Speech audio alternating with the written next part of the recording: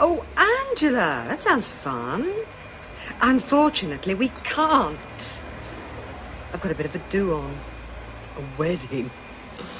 Well, no. I mean, you know how shy I am. But Neville just loves dressing up. A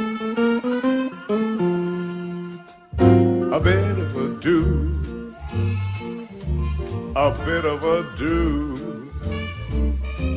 Smiling faces in public places, trying to hide your problems from your friends and relations. A bit of a do. Invited to a bit of a do. It's a small town, posh affair. Best behavior, being aware of others who are doing it too. Others who are seeing through you. A bit of a do. All tickety-boo. New dimensions for family tensions, mentioning the little things that shouldn't be mentioned. A bit of a do, bit of a do. Invited to a bit of a do. Be-do-do.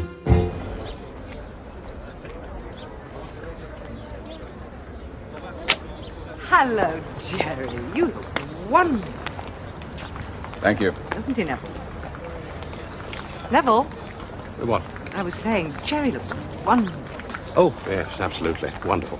Absolutely wonderful. Isn't Rita lucky? Oh, yes, absolutely. Lucky old Rita. I mean, isn't he a simply gorgeous man?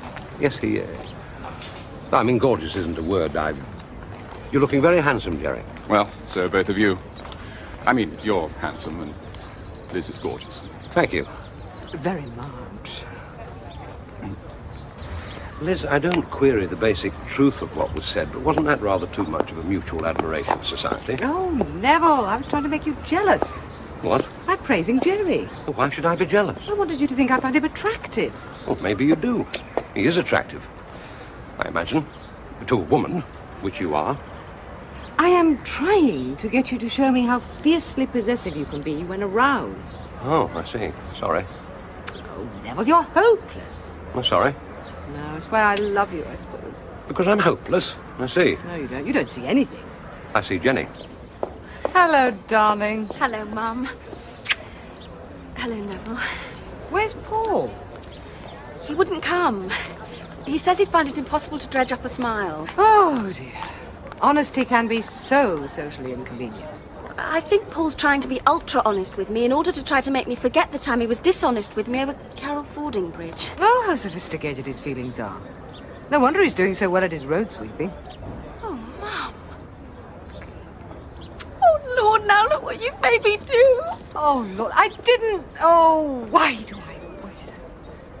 Oh, darling, say something very nice, very quickly. Those scrambled eggs we had this morning were really delicious. Oh, Neville, you're hopeless. Jenny, you all right? Yes, fine. Great. Terrific. Is Paul all right? No, he's got a touch of, a slight... Oh, I can't lie. Paul and I promised no more lies. He's refused to come. I see. But you have? Oh, yes. I think one has to accept what happens in life and try to make the best of it. Terrific. Oh, I'm sorry. I shouldn't have said that, not today. Ah, well, Elvis has come anyway. In a suit. How carefully calculated his little acts of rebellion are. You see, you laugh at us. Hello, Elvis. Hello, Carol. I couldn't bring myself to wear morning dress, I'm afraid. Why should you? What do appearances matter? Good for you, say I. Ted! Dad? Hello. I just happened to be passing, you know, and I saw Gerry standing there in morning dress, and I thought, oh, God, it must be Rita's wedding. So I thought I'd just pop over and say hello. Hello, Jenny. Hello. Hello, Carol. Alice. Yes, I thought I'd pop over and see the woman I was married to for 25 years, launched on her new idyll of bliss, as it were. You just happened to be passing. In full morning dress. Oh, yes. I was on my way to another wedding, fully enough. You know, a coincidence. Aye, yeah. It's the wedding of, No, it's the wedding... What was I like? I mean, why pretend? I come to bury the hatchet. You know, give Rita my blessings. She still means a lot to me on what is, after all, the second most happiest day of her life. I know it's unconventional behaviour, but then Ted Simcock has never given a fig for convention. No, I won't be coming to the reception, obviously. Obviously. Quite. That's by invitation only. Quite. Obviously. But the church is public. If I read our unwritten constitution correctly. So I thought I'd come to the church. Morning dress. As befits. I thought you didn't give a fig for convention, Dad. You have to know which figs you give for which conventions. That is maturity of judgment in my book. Hello. Ted? Good Lord, you here? Hello, little sister. Where's Paul? What have I said? Oh, come on, Simon, let's get inside. We all better add. It's nearly 5 to. You're looking very spacious today, Simon. Oh, belt up. I hope my presence here isn't unwelcome, Gerry. Do you really want Rita to be happy with me? Well, yes, of course I do. No, I mean, I do. What sort of man do you take me for? In that case, you're very welcome indeed, Ted. Oh, thank you, Gerry. Is there... Anyone in my life? Oh, yes. Very pleased to say there is. Glad to see my recent armour still flourishes. Oh, yes. I'm a very lucky man.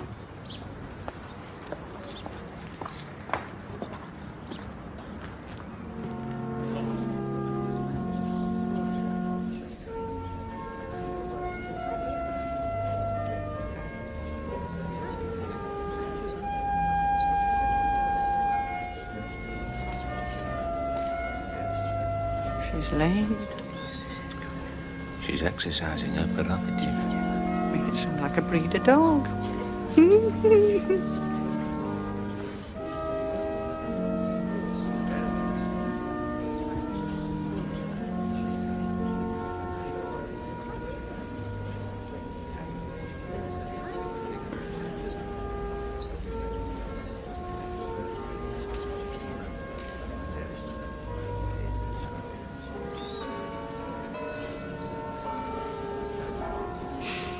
Supposing she doesn't turn up? Carol, she couldn't. She wouldn't. That'd be awful. Awful. It'd be rather wonderful, though, wouldn't it?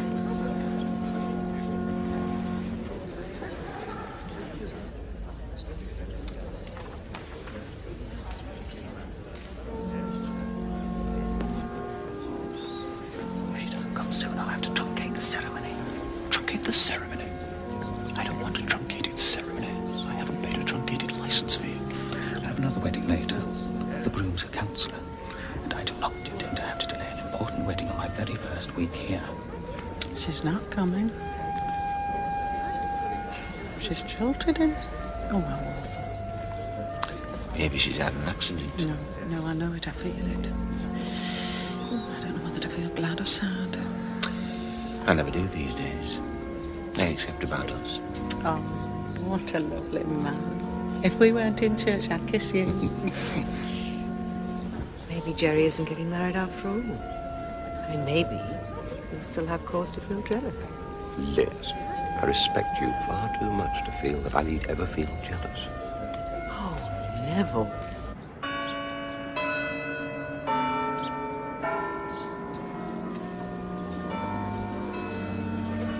Five more minutes. Your precious counsel will have to wait, Vicar. I think you should know that I just happen to be the prospective social liberal democratic parliamentary candidate for Hindhead. He's a serving counsellor, not prospective. And he's on the Fabric Restoration Appeal Committee. 5 minutes.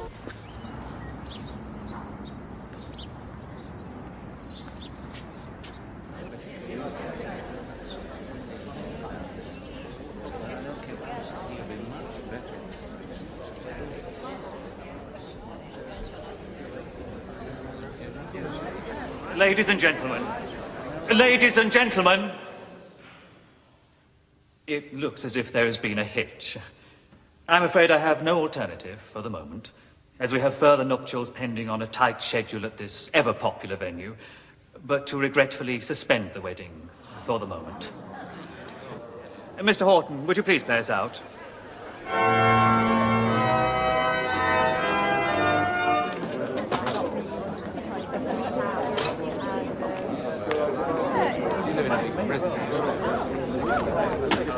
Ladies and gentlemen. Ladies and gentlemen. Ladies and gentlemen. It seems that something has delayed Rita, or something. Until we find out what, and bearing in mind that many of you have traveled a long way, many from Hindhead and some from even further afield, and as the reception, it does seem criminal to waste all that lovely food. Now, we in the Social Liberal Democratic Party do believe that all waste of food is totally unjustified in a world where so many haven't enough to eat. So whatever has happened, if indeed it has, I think the best course would be to proceed to the reception as if nothing had happened. I mean, as if nothing hadn't happened. Thank you. You know Rita better than any man on earth, Ted. Why has she done this to me? Well, well, you know, look on the bright side, Gerry. She might have had an accident. No, I don't mean not that. I mean a minor accident. I mean, I did hear a siren. Oh, no, I've checked. There's been no accident. That was a policeman going home for his lunch. Oh. I shall write a strong letter of protest. She's jilted me, Ted. Oh, dear. What can I say, Gerry? Except I'm very, very sorry. I'm shattered. I'm devastated. Well, goodbye, Gerry. There's no need to go now. May as well come to the reception. You are? We're colleagues now. Members of the same exclusive club. Hello, he's had his lunch. Exclusive club? What exclusive club? The club of men whose lives have been made miserable by Rita Simcock. Oh. Yeah, I suppose we are.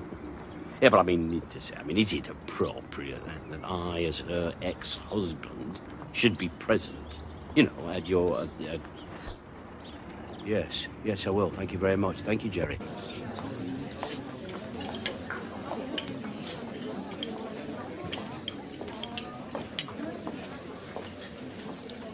Seems wrong to enjoy anything on such an awful occasion.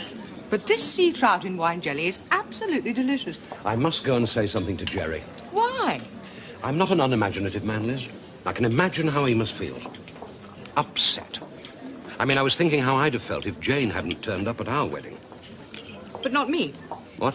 Well, you married me as well, or had you forgotten? No, of course not. How absurd. It's just that it was Jane not turning up that you instinctively thought of, because she meant so much more to you than I do. Thank you, Neville. No, Liz, of course not. I love you. I'm the father of your child. Hello, Ted. Oh, hello. Well, no, not actually the father, no, but we won't go into that. No, I mentioned my marriage to Jane, I suppose, because I was married to her for so much longer than to you. So far. Anyway, Gerry's in need of support, and it's up to me to give it. Why you? Because I'm a man of the world. A man whose working life brings him into daily contact with sorrow and distress. I'm a man who knows what to say. Well, what are you going to say? I don't know. Oh, Lord.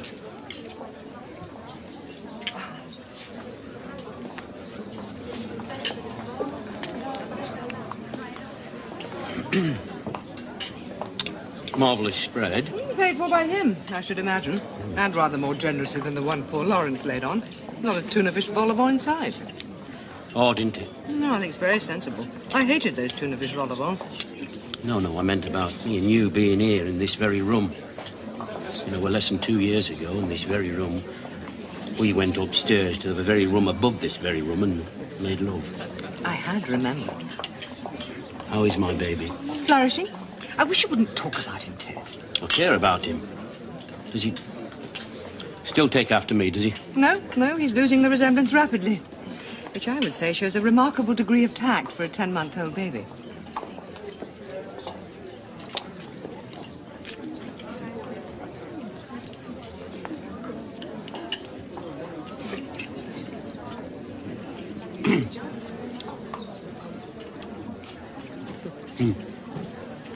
Dead Simcock. Of course you are. Oh. What? I've been hearing interesting things about you. Oh. What? You're opening a new restaurant on Arbitration Road. Oh. Well, I mean, how did you know that? I've made it my business to find out about you. Good heavens. You interest me. Good Lord. Good God. Oh, no. Yes, I love that whole area of Surrey. Farnham, Guildford, Hog's Back. Neville. I'm not interrupting, am I? No. Excuse me. Only I felt I had to come and talk to you. You see, Gerry, I've been there. Been where? Guildford? Guildford? We were just talking about Guildford. Oh, no. No, I mean, I have been to Guildford. No, nice place, especially the old part. No, I meant I, too. Jane and I went to the theatre there with friends. No, and a little Chinese restaurant. Nice crunchy duck. It's funny how these things stick in your... No, I meant I, too, have known great sorrow. I, too, have visited the pit of despair. I know how you're feeling. Dreadful. What? You're feeling dreadful. Fancy you sensing that. How shrewd. I'd like to promise you, not as a cliché, because it can be a cliché, you'll get over this, Gerry. Time is a great healer. Why don't you stuff a sea trout in your gob and drown yourself in wine jelly?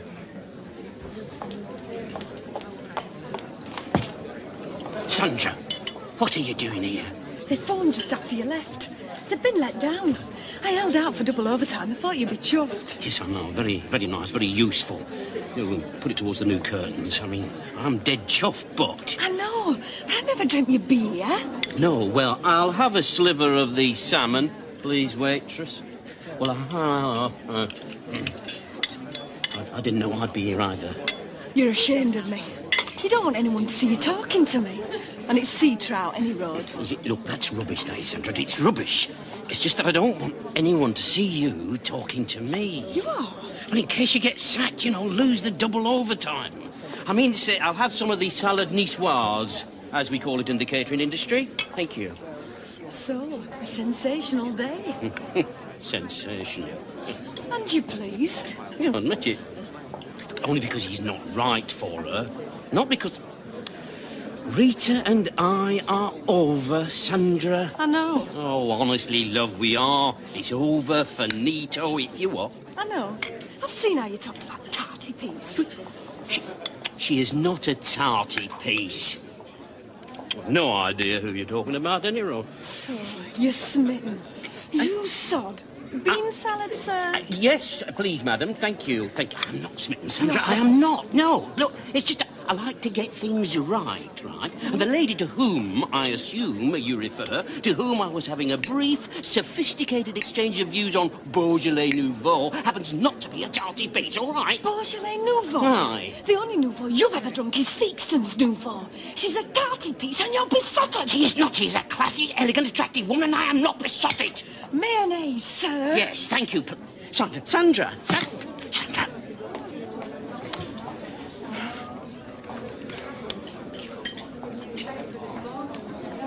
Hungry? Oh, get stuffed. The silly toes. Calmer waters. What? Well, who'd think Rita do a thing like this? Will we ever understand the minds of people? You were going to say the minds of women. Then thought I'd accuse you of being sexist. What a thing for Rita to do, though. Oh, yes. How to upstage everyone by not being present. Oh, no, that's not what I meant. So, what are you two planning now that your chickens will never come home to roost again? We're opening a health food complex. With whole food vegetarian restaurant. Liz. Mr. and Mrs. Frozen Drums selling nut cutlets. Why is it that everybody always thinks that vegetarian food is nothing but funny old laughable nut cutlets? My God, you're serious converts. Liz. Oh, Lord, I shouldn't laugh at anything today, should I? Sorry, Neville. Social lapse over. Can I get you two a drink? Oh, thank you. Grape juice, please. Apple juice, please. Hello. What an extraordinary, what can I say? What can one say? This is an unprecedented moment in our island's history, Carol. An estate agent lost for words. Oh, here we go. It's bash and estate agent time. It's mock and easy target time. You could say the situation leaves considerable scope for improvement, which is estate agentese for a ginormous cock-up. Well, except it isn't. What? You never wanted your mum to marry him. Well, no, but I didn't want her to do that to him. I believe you're starting to like him now. He isn't going to be your new father. Hey, when are you two lovebirds going to name the date, then? Thank God I'm not cursed with good manners. What? Trying to change the subject so tactfully. Except it wasn't tactful, was it? What? He won't name the date, Simon, until I've passed my philosophy finals. What? Oh, bloody hell, stop saying what alternately, will you? I've yet to satisfy Elvis, Simon, that I'm a mentally worthy partner for his philosophical journey through life. What? Ooh. Women. I know. They have an uncomfortable habit of hitting on the truth, don't they? Simon, that was almost clever. I know. I have the occasional flash. How is your sex life? Non-existent. I've given it up. That married woman I showed round one of our properties was the last woman I will ever have in my life. Well, that's funny. I got the impression she was the first woman you'd ever had in your life. She was the first woman and the last woman I will ever have in my life. I hate sex. It terrifies me. There. I've admitted it. I'm a happy man, Elvis. Oh, hello, Jenny. What on earth are you wearing? Thank you. It's made out of llama wool by very poor Peruvian Indians who need our support. Several llamas died to make that possible. And you a vegetarian? Nobody's ever suggested that having a social conscience is easy, Elvis. Oh, I'm sorry, Jenny. You look lovely. Paul's a lucky man. So are you. You what? Carol's lovely too. Oh, Carol. Yeah, right. So you don't resent her for what she did with Paul, then?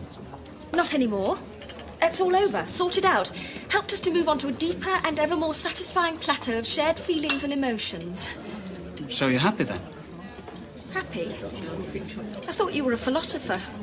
Happiness is unattainable.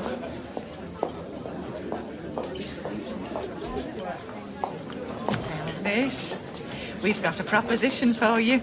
How would you like to work for me again? For us? Oh, yes, us. Absolutely, quite. What I meant. Work for you? What as? In our health food complex. With whole food vegetarian restaurant. Sorry, no. That sounds great. Sadly, it clashes with my career structure. Career structure? Yes, I've got a job with local radio. I'm moving into the media. Betty. Oh. Gerry? It's a lovely buffet, Gerry. Usually sit down these days, aren't they? But I like a buffet on an occasion such as this would have been. Betty, it's a very nice do altogether, Gerry. A great, not success exactly. Well, because of the non... Yeah, Betty. It's quite all right. I do still remember that my fiancée hasn't turned up. She's well out of it. There's a nasty streak there. He's surprised. He's not exactly having a very nice day. Rodney, who's that woman that Ted's talking to? Betty, don't be so inquisitive. It's not the right social attitude now you're joint managing director of Oh. You're a fascinating man, Ted. You have a wonderful earthy appeal. Good Lord. Are you surprised that I find you interesting? No, not about that. But, well, yeah, I mean, yes, I am a bit. I don't want you to think I'm big-headed or nothing like that. No, I was just surprised because they say that lightning never strikes twice in the same place twice. What? What lightning? Nothing. Incidentally, I don't think that I know your name. Corinna. Ah. Price Rogerson. Corinna Price Rogerson. Ah, right. Corinna, would you saute your onions first? Oh, I see. Very clever, yeah. Beg your pardon? Oh, it's all right. No, it's just that I didn't want the waitress to overhear our... You know her? Oh, no. No, it's just that not in front of the servants. Oh, my God. That's an old-fashioned attitude even in my family. Tell me about your family. They're all in East Africa. Daddy's a bishop. Ah, I see. And are you, I mean, have you got, have you ever had a husband, as it were? No, I've never married. Good Lord. Thank you. Some women are choosy, Ted. They wait for Mr. Right to come along. I'm divorced, as you probably, yeah, well, I was in business, you know. I had a little iron foundry, specialising in domestic artefacts. Domestic artifacts? Yeah, you know, boot scrapers, toasting forks, door knockers, wrought iron clocks. You know, I wound that all up and I moved laterally into catering. Corinna, you are very, very lovely. This room is so public. Ted, I have an idea. Good God. Good God. Sorry? Lightning does strike twice in the same place twice. What? You got a room upstairs. What? Room upstairs? What room upstairs? No. I mean, when you said, there's room upstairs. I mean, there are rooms upstairs. Well, I imagine. I mean, I don't know. I mean, I've never been up there. I mean, there must be. I mean, mustn't there? I mean, it'd be a funny hotel if they didn't have any rooms. And I thought I might like to book one. You know, a double cream and a little quiche. Oh, yes, that's the secret, eh? No, you do know that, waitress. That's the secret. No. Ted, Mm-hmm. why don't you and I get together? Hmm? Financial consultant? I might be able to help you. Why don't you take me to dinner next Tuesday? Oh, well, Sir, madam, some canapes. Yes, thank you, waitress. I will just try one of these Tuesdays. Excuse me. Ted, the very man. We have an emerging new business and you have a great big hole. You what? In Live, where your foundry used to be. No. Can't we let bygones be bygones? Will it work for me? Us. Well, I haven't got a great big hole. Mr. Albert is installing me as manager at his new sister restaurant to Chez Albert's called Chez Edouard's. Oh, Ted. What's this new business venture of yours, then? We're opening a health food complex. With whole food vegetarian restaurant. Yes, well, isn't it lucky that you have Chez Edouard and don't need to join our side-splitting, rib-tickling venture? You're somebody who won't find it funny any road. Hello, Jenny, love. Hello. Oh, it's great. I can kiss you without feeling hypocritical now that you've given up battery chicken farming. Oh, the perfect cue. Betty and I are opening a health food complex. With whole food vegetarian restaurant. Oh, no, sorry. That's wonderful. It's marvellous. Terrific. Well done. So, why the mirth? Well, not because of the business, but because it's you.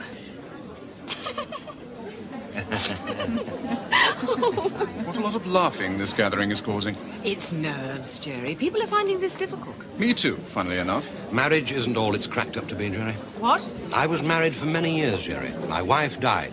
Did I move quietly into the peaceful backwaters of bachelordom? No. Dived headfirst back into the chill, choppy waters. Neville! Oh, Lord, sorry, Gerry. Liz, don't be a fool. I was just trying to get him to look on the bright side. How could you say such things? Because I didn't mean them. I was only cheering him up. You're in danger of cheering up the whole world except me, Neville. News desk, please.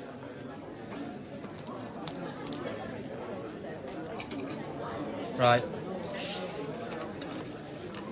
The old Abbey Church has seen some sensational scenes, but it's seen few scenes more sensational than the sensational scenes it's seen today. The glittering wedding of popular local personality Rita Simcock, ex-wife of ex-foundry owner Ted Simcock, to Gerald Lansdowne, a rising star in the social liberal democratic firmament, was called off today when the bride failed to turn up. But the reception in the Sir Leonard Hutton room of the famous old angel...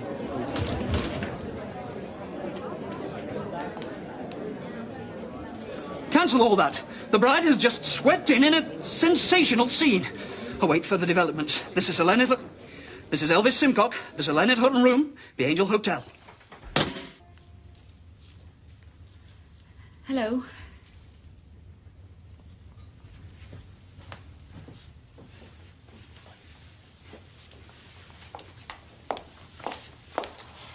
Oh, Gerry, I think this is the worst day of my life.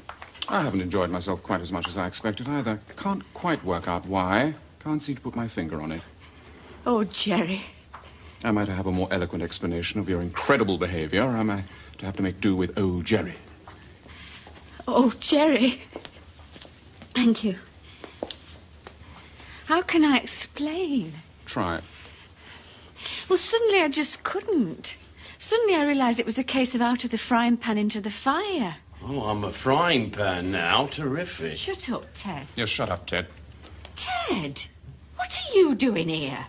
Well, I wanted to see you happily launched on your new life. Oh, Ted. Oh, Gerry. For the best part of my adult life, I felt like a doormat. Terrific. Thank you very much, Rita. Shut up, Ted. Yes, shut up, Ted. I see, I'm a frying pan. She's a doormat. One of the two boys. Garden gnome. Shut up, Ted. Yes, shut up, Ted. Just a minute. Is everybody listening to us? For God's sake. Please, I'm trying to have a private conversation with my fiancé... with my ex... with Gerry. How were your roses last year, Rodney?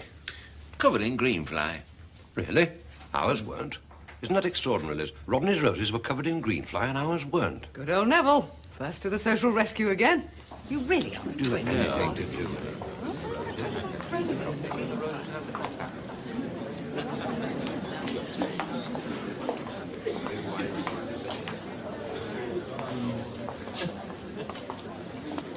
'I'm dreadfully sorry, Gerry. I would have done anything to spare you this humiliation. Oh, I think anybody, considering how you and I have behaved today, might think it was your humiliation, not mine. Look, all this is entirely because of me, and because of my past history, and because of how I see my role as a woman. Ah. Aha. Well, all right. Ah-ha-ha away. Gerry, I suddenly realised that I don't want to be a politician's wife. I mean, your brother said that... What did my brother say? Why I let him give you away, I cannot imagine. Where is he? Well, I wanted to face you on my own. You see, we were driving along. We were more than halfway there. And I said, I can't go through with it, Nigel. So he took me for a drink. He didn't even try to persuade you? The bastard. Oh, he did. But it was no use. I had 4 large gins at the 3 Tons, where my appearance caused rather a sensation. Pool players stopped in mid-clunk. Nigel, I said, I've played second fiddle too long. I don't want to be an appendage. I don't want to be a smile on his manifesto. And what did he say, my wonderful brother? I can't tell you. Oh, Rita, you must. Oh, Lord, he said, Rita, he'll never be elected. It'll just be one humiliating campaign and then good night, Hindhead. The bastard. But I said I didn't believe that. I mean, you're intelligent, good-looking, energetic. Apart from an unfortunate tendency towards niceness and honesty, you have all the qualities a politician needs. But you see, Gerry, when it came to the crunch, I realised that I don't love you enough to give up my career. What career? Precisely. I must do something soon. I mean, I don't love you enough to fill my garden with Bulgarian wine, limes rolled cheese, and hordes of frantically argumentative moderates. I realised that I have to release you before I traps you. And I'm so very, very sorry. And really, dear, dear Gerry, there's nothing more to be said. And, oh, Lord, I'd better explain to them before I cry. Ladies and gentlemen.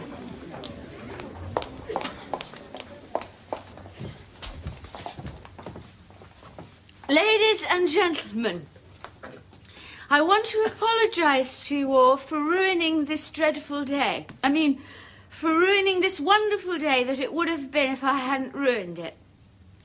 Ladies and gentlemen, and everybody else, what I've done today is because of being a woman and because of the unhappiness of my first marriage. Oh, terrific. I'm having a wonderful day. Shut up, Ted. Yes, shut up, Ted. No, shut up, Gerry. Leave this to me. Ladies and gentlemen, Gerry has been very good to me. The best and most generous lover I've ever had. Oh, tremendous. Shut up, Ted. Yes, shut up, Ted. Starved of true love as I have been for most of my life. Shut up, Ted. I mistook my gratitude and my freedom for love. I thought I wanted to marry Gerry, but I realised that I don't want to be a manifesto, and I don't want to end up as a smile on his appendage. She's drunk. Yes, and it takes one to know one. I am a bit drunk, because I had 3 large tons at the 4 gins and tonic. Oh, no. No. Coffee, please. Black. For a black day. Ladies and gentlemen, Gerry will meet a fine woman who will love him as I can't. And you will all forget this day. Please. And I'm so sorry. Mom.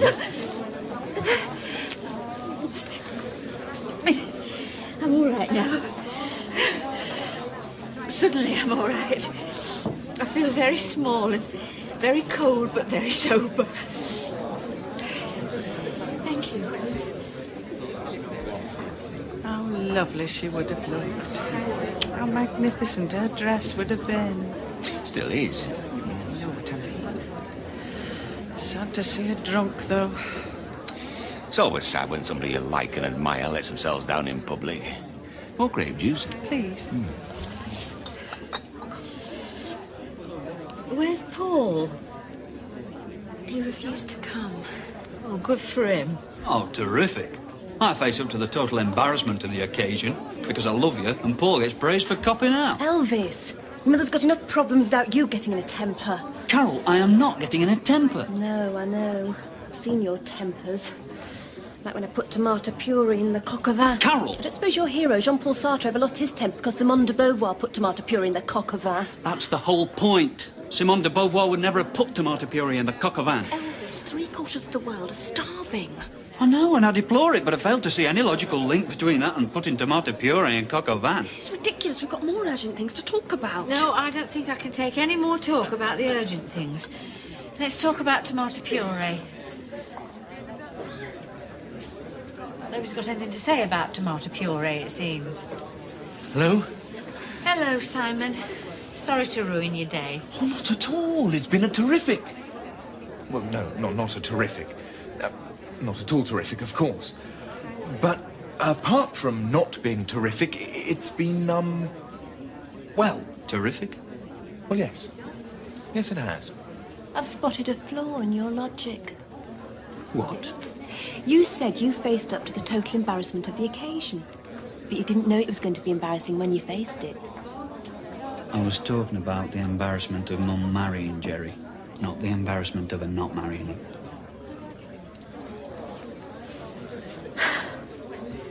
I can't seem to do anything right these days. Settle for celibacy, Carol. I have, and it's terrific. I mean, look at all the chaos the sexual urges get people into. Yes. Oh, yes. Oh, Lord, oh, no, Rita, I wasn't meaning you. Come on, Simon.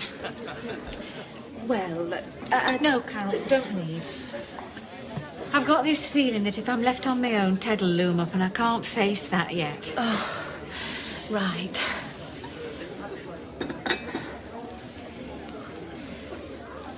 Is it wrong to put tomato puree in coq au vin? Well, I wouldn't know. Ted never let me cook anything foreign. Ah. It's our card. We open next month. Our cuisine is basically a marriage between the bountifulness of Yorkshire hospitality and the flair and je ne sais quoi of cuisine nouvelle. Who's your chef? Yeah, well, that's a slight snag at the moment. Anyway, if you'd like to present one of these during our first week, it'll entitle you to a free half-carafe of house wine. Thank you. Oh, very generous. Excuse me. I must speak to Rita. Neville! She looks rather trapped with Carol, who has no conversation, poor girl. She'll be feeling awful, Liz. No, I mean, she's found a day an ordeal. I hadn't realised. In Rita's case, I feel it's my particular duty to talk to her. I suspect she once carried a bit of a torch for me. Good God, Neville! I'd have thought that was a particular reason for not talking to her. I'm going to talk to her, Liz. By all means, come too if you feel like it. I used tomato puree in moussaka. Oh. Probably that's wrong too. Probably I'm dead ignorant. I'm sure you're a very good little cook. No. Elvis says he'll have to do all the cooking when we give media dinner parties. Media dinner parties? My son, philosopher, rebel and slob, is going to give media dinner party. Oh, Carol. Hello.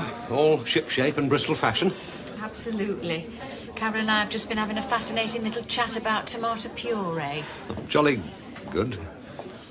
Rita, I'd like to say that whatever you may think, and whatever you may think anybody else thinks, and I think if you knew what they were thinking, you might find that they aren't thinking what you think they're thinking. I think, in fact, I know, I have never admired you as much as today.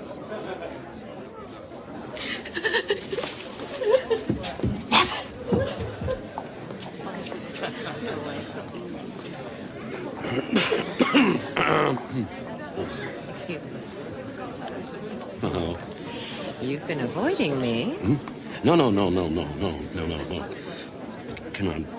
Just wanted to say that meeting you today has been very, very exciting for me. I mean, I feel... Aflame with desire? It's true. Lightning does strike twice in the same place twice. What? Nothing. I'd love to be alone with you, Corinna.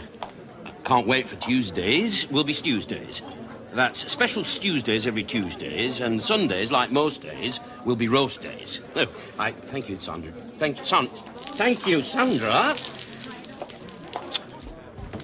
Ladies and gentlemen, I'm off now. I'd just like to apologize for the way the day has turned out, and to thank you all for coming, and for all the presents, which were just what we would have wanted, and will be returned. I'm off to Capri now. I had rather hoped my bride would be with me, as I understand this is customary on these occasions. But I'm going anyway. It's all paid for, and I deplore waste of every kind. It says so in my bloody manifesto, so it must be true.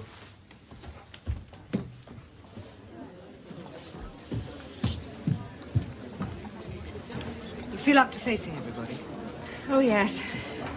I don't think I shall run away now. And thank you, Liz.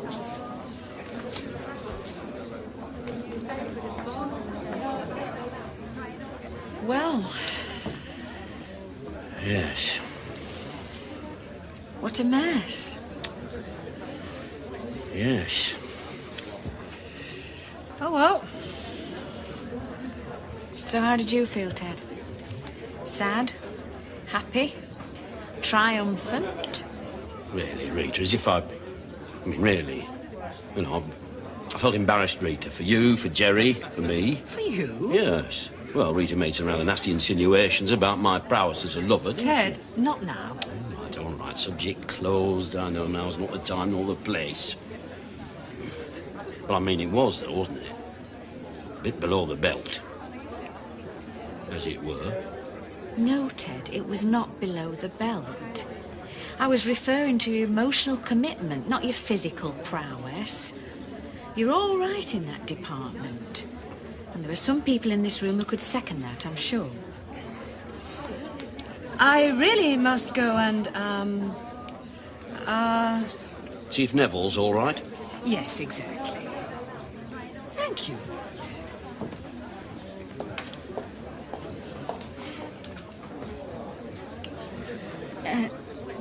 We have to get a few things straight, Ted. My not marrying Gerry hasn't anything to do with any feelings for you. I'm not coming back to you ever. No, I know. I've reconciled myself to that. So I see. You what? That rather striking woman who just passed. Do you notice everything? I am a woman. Yes. I don't Now, here you are, worrying about your sexual prowess, and you're surrounded by your conquests. Oh, don't exaggerate, Rita. Me, Liz, that striking woman, the waitress. Waitress? What waitress? The waitress you're living with, the one you're so busy trying to keep a secret that everybody knows about her. You mean that you... Oh, heck. I even saw Doreen from the Frimley Building Society going into the other bar. All we need now is that blonde Swedish nymphomaniac and Big Bertha from Nuremberg, and we'd have the full set. Ted and his women. Rita, why rake over cold ashes, eh? Why spoon up dead custard, eh? The past is dead. It's dead. How is Doreen? I mean, you know, how's she looking? Well, here we are. Almost like... Well, no, not very much like old times. No, not very. Hello. Oh, hello, Elvis. I heard your sports bulletin yesterday. Very pithy. Oh, thank you, Liz. I aimed for pith. Then you succeeded.